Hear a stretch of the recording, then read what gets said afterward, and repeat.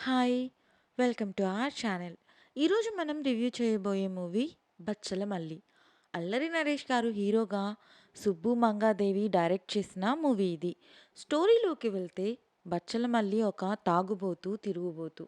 అదే ఊర్లో ట్రాక్టర్ నడుపుకుంటూ సాయంత్రం అయితే మందు తాగి పడిపోవటం, ఊరిలో గొడవలు పడడం అతనికి డైలీ రొటీన్.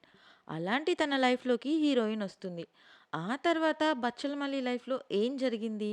ఆ ఊర్లోనే ఉండే విలన్‌కి, హీరోకి ఎందుకు గొడవ అవుతుంది? హీరోయిన్, హీరో కలుస్తారా? లేదా లాస్ట్‌కి ఏమవుతుందనేదే ఈ స్టోరీ. ఈ మూవీలో పాజిటివ్స్ అంటే ముందుగా అల్లరి నరేష్ గారి పెర్ఫార్మెన్స్.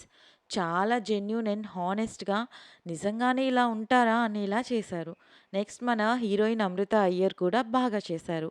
అండ్ క్లైమాక్స్‌లో హరితేజ గారి పెర్ఫార్మెన్స్ బావుంది. అండ్ మిగతా ఆర్టిస్ట్ కూడా చేశారు. ఇక నెగెటివ్స్ అంటే స్టోరీనే పెద్ద నెగెటివ్.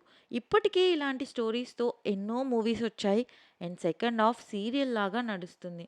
అండ్ ఫోర్స్డ్‌గా, లాజిక్ లేనట్టుగా ఉంటాయి కొన్ని సీన్స్.